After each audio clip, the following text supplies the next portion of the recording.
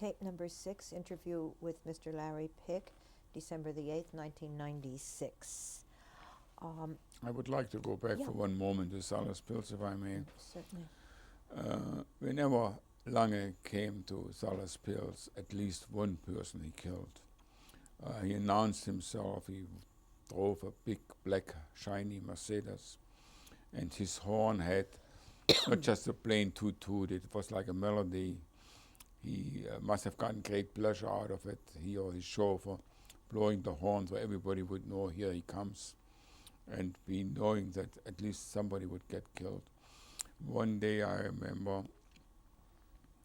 and I was very close bystanding, one of my groups burned old suitcases. I had a detail of people working old suitcases, and he was looking in the suitcases for some crumbs or for whatever it is, and put it in his mouth, and Lange had come up to him from behind, and he says, "What are you doing?" I said, he said, "I'm looking for some crumbs." "Why are you doing it?" "I am hungry." He said, "Turn around," and he shot him. He didn't even kill him right away. The man was still alive for about a day in our barrack. Could be operated. Could have been saved if you would have had facilities. So things were much, much worse in Salaspils than I can describe. When did you leave Riga? And why? I did not leave Riga. I was in the ghetto until about from summer 1942 until summer 1943. The ghetto in Riga was dissolved. How? The ghetto of Riga was dissolved by sending out transports to an infamous camp, concentration camp, Kaiserwald, or they went directly where people worked, I mean, sorting uniforms or from the front, things like that. Some of them were sent directly from the ghetto to the workplace, and the workplace provided Kasernierung again, sleeping facilities. Some again were much better than others. Kaiserwald was one of the worst ones, if not the worst one. And I was selected. How did The the Jewish, selection? the Jews selected. I was selected, and my father was selected. And Siegfried Kaufmann, together with my father, was in charge of the blanket kammer, where the blankets were kept. I mean, they were our blankets from our Jewish people. And he took some blankets, and my father took some blankets, and you bartered them. And this was, of course, strictly forbidden by the German Nazis. Who'd you barter with, by the way? By outside, they gave it to Let- people to go out, put it around their body, and bartered it outside with Latvians. Similar, but Salaspils was only a little bit more sophisticated. You had more privacy or more because you worked together with some Latvian Christians. And the Jewish elders did not like Siegfried Kaufmann. I don't know why. And I was supposed to rattle on him to say, yes, he took those blankets, which was the fact. And I never forget, I was standing on the Blechplatz, the same place where the Latvian Jewish police got killed, when we were assembled. And some ghetto elders came up to me and said, if you tell us what he did and that he did it, dann wirst du nicht in die Wüste gesandt. You will not be sent into the desert. That was Kaiserwald was known as the desert. What they had in mind to do with him, I don't know, but I didn't. I went to Kaiserwald. He had saved my life in Salaspils. Did you save his life? Well, I mean, he survived for a long time. He survived the war, yes. He didn't go to Kaiserwald. I mean, Kaiserwald wasn't such a... He went to a better place. And we arrived in Kaiserwald. It was a concentration camp with barbed wire and again barracks. The barracks were not quite as bad as in Salaspils. It was only, I think, 4 high. The capos were non-Jewish, professional criminals. One was the rumor went that he killed his parents. His nickname was X. X? X, that was his name. That's all I know about him. He was maybe 40 years old, very good physical shape, very sadistic. My barrack elder, also professional criminal, his name was As. Don't ask me how to spell it. That's how we called them, As. There were about 20 or 30 professional criminals with a green triangle, and mostly professional criminals. There were some which had also the red triangle, which meant communist, or black, which were asocial. What is that, social? Not fit to be amongst other people. He could have been a gay person, could have been all kinds of things. Purple, we didn't have any. Purple were Jehovah's Witnesses. There were Jehovah's Witnesses? Not in Kaiserwald. Later on, yes, in other camps. How did you get to Kaiserwald? We marched. And how far is Kaiserwald? Oh, that was inside Riga. Kaiserwald was demolished after the war, and now it's a housing project where it was in Riga. Housing complex project. We arrived there. All our possessions were taken away. We were given other clothing.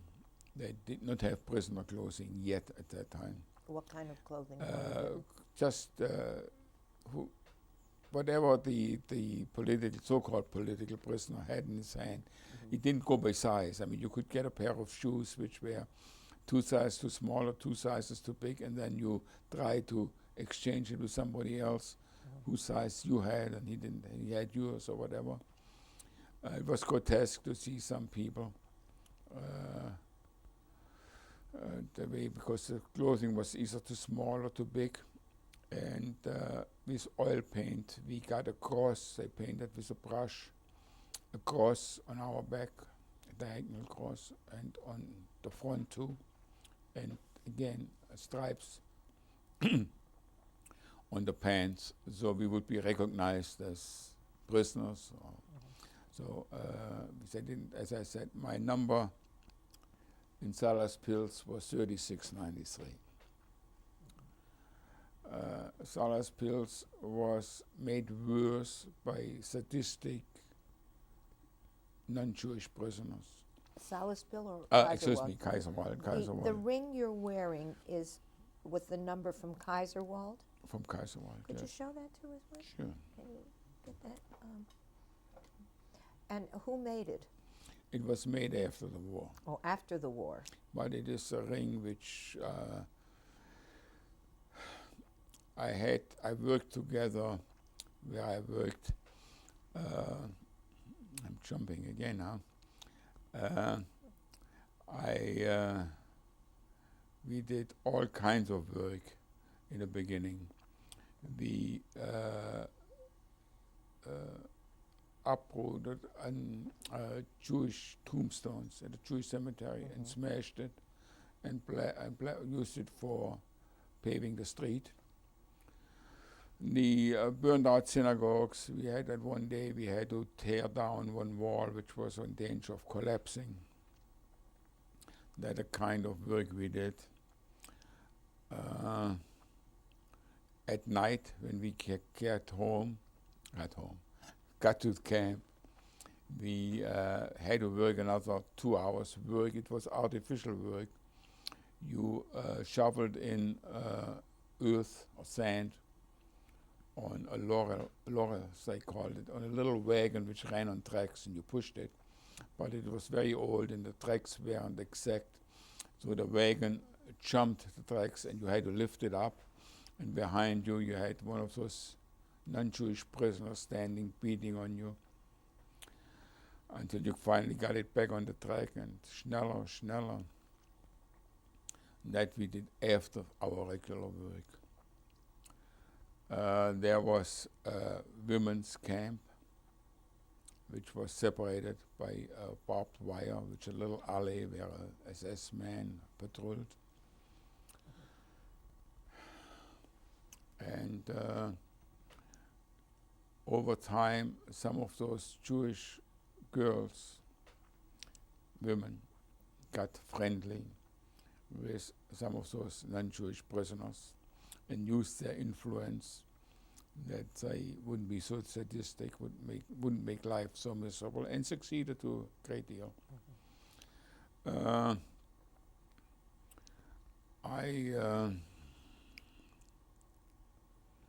I had gone out the SS office where I worked was called SS Wayrox. That was the Dienststelle's name.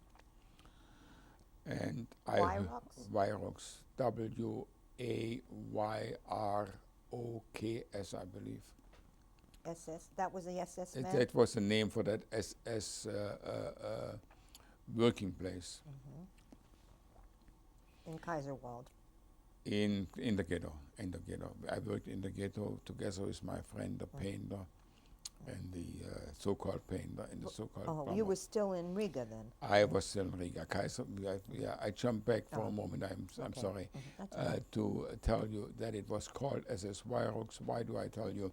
Because I heard, now being in the concentration camp Kaiserwald, that there was a group of people going out to work to SS Wayrox.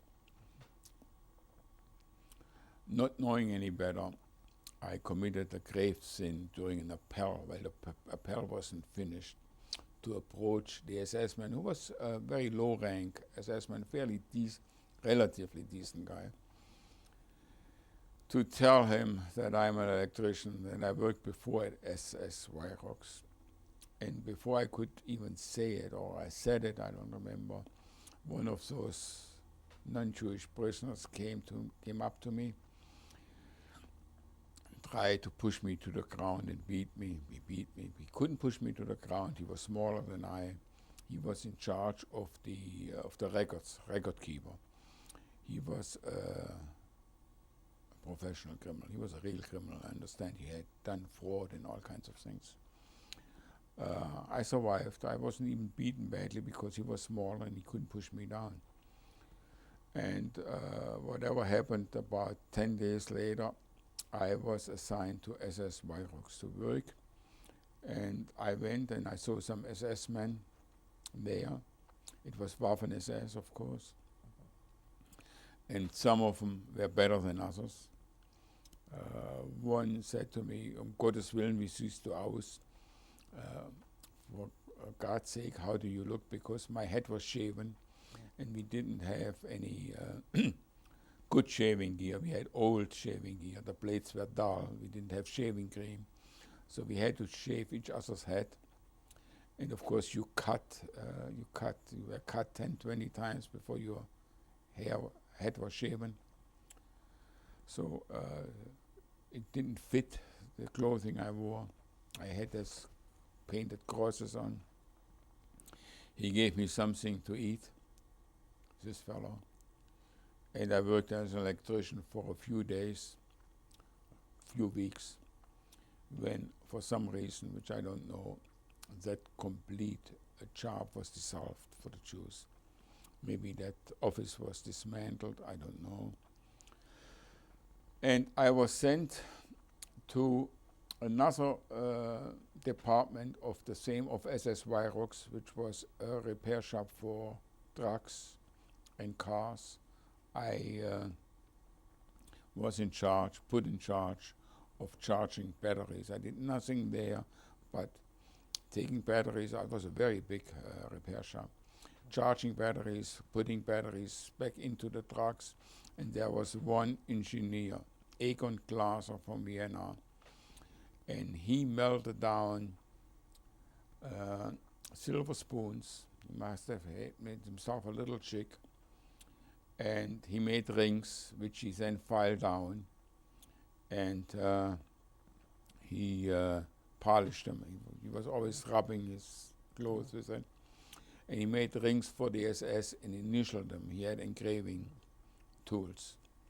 And that was the form of the rings he made. That was the chick he made. And my brother had it made for me in Mexico. I see. And whenever I have problems or feel very badly, sometimes I forget, I look at this and I feel a little better. Or the problems are smaller then, let's put it this way. How long were you in Kaiserwald? I was in Kaiserwald until the summer of 1944, from 1943 to 1944. Were there different prisoners in Kaiserwald then? There arrived transports from Auschwitz and from, I think, from Lublin or from Lodz. All Jews? All Jews, only Jews.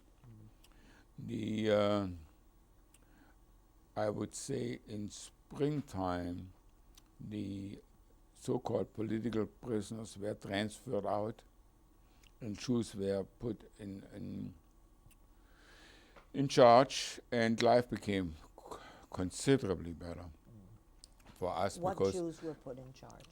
Jews, guys who were the camp elder, the Baracken elder, the barrack elder really now had some authority.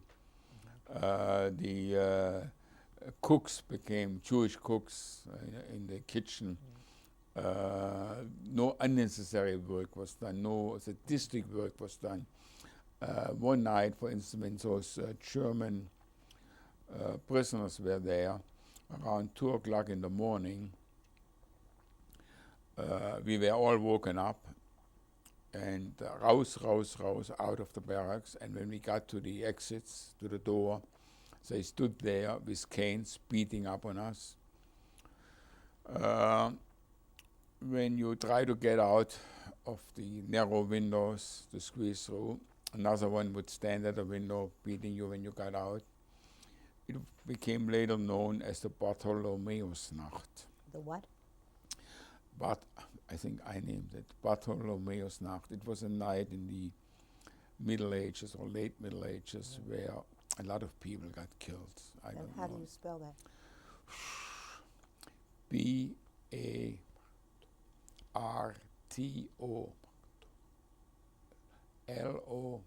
Bartholomeus, Bartholomeus Night. And was there any reason for that happening? No reason I know of. The SS was drunk. I think some of the prisoners, I don't know whether they were drunk. We were counted, we stood there at 2 o'clock, 3 o'clock in the morning, and one person was missing. They counted and counted and counted, and one person was missing. Later on, they checked the barracks. In the barracks was a young fellow, I don't know, maybe 12, 14. He had slept through everything. He just had slept through. He was never, he's a young guy. He got never punished. He was never punished for it. I mean, there was no reason or rhyme for many things. I was either Christmas or New Year's Eve. It must have been 1943, New Year's Eve. Suddenly somebody came and called Lutz Pick. And I went out being afraid what's now. And I was taken to the camp kitchen. In the camp kitchen was an SS man. I wasn't friendly with him, but he had given me some food, and he knew I was in Kaiserwald. What reason he was there, I don't know, but there were women prisoners there. The guards, the political prisoners of the women camp were women. They were there, They danced with German SS men. They danced with political prisoners. It was the most grotesque picture you can imagine. I mean, it's unbelievable. But I was only interested in food. I mean, I got enough to eat that evening. Why did he bring you? He knew I was there and he wanted to get me food. Did he want you involved in the dancing too? No, I don't remember. I don't dance. I still don't dance. And for me, it was survive. I mean, never mind dancing. And these were Jewish women. Those were, to the most part, like we had our political prisoners, non-Jewish political prisoners in the men's camp. There were political prisoners, female political prisoners who were in charge of the Jewish women. They were underneath the German SS, female German SS, but above the women, Jewish prisoners. Okay. And what were they? Where were they from? They were from other camps. They were sent to Kaiserwald. They were, for what, some were criminals. Some might have been prostitutes, I don't know. Some were really also sadistic. Were there Jehovah Witnesses in your camp? Not in Kaiserwald, no. Later on in Stutthof, yes, but not in Kaiserwald. And how long did you remain in Kaiserwald? Approximately 1 year, from summer 43 to summer 44. Were you punished in Kaiserwald at all? Were you ever sick there? Yes, you refresh my memory. I was once all yellow. I had jaundice. And I understand with jaundice, you are not so, you need a lot of rest and only white bread. What else? I mean, I didn't have it, but I survived. Once I sprained or broke my finger. I fixed it myself. I took a piece of wood and took some rags and it was his finger. It healed. Yeah, I know it was broken. It was has been. I should also say that from in the ghetto there was the chief of the Jewish police. His name was Haar, H-A-A-R.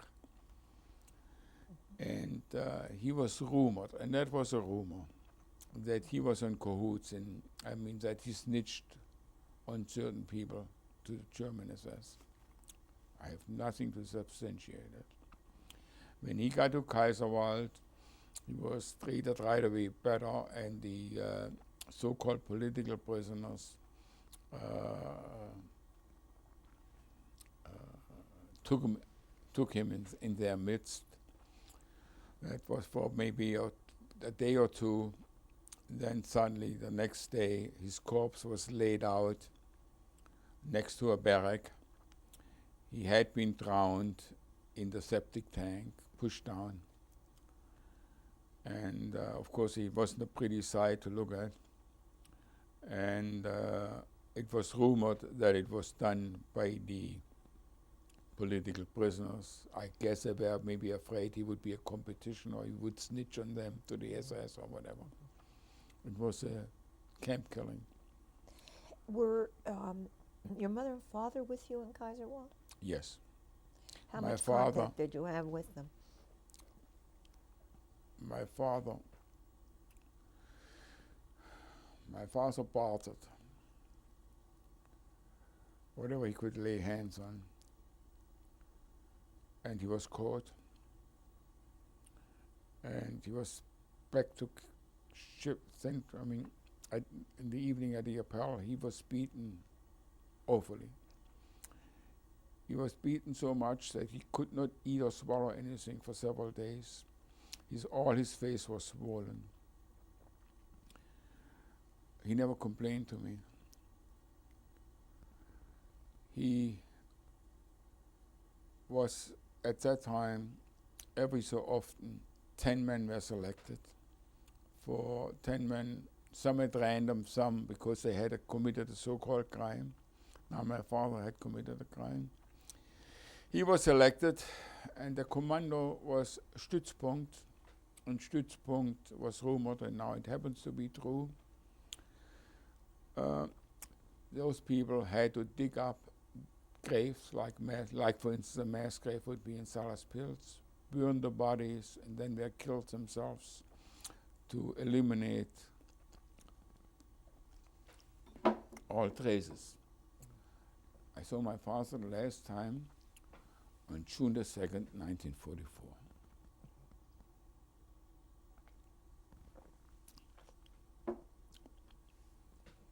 He was Taken away from Kaiserwald and sent what was known as Kommando Stützpunkt. I never saw my father you never again. saw him again.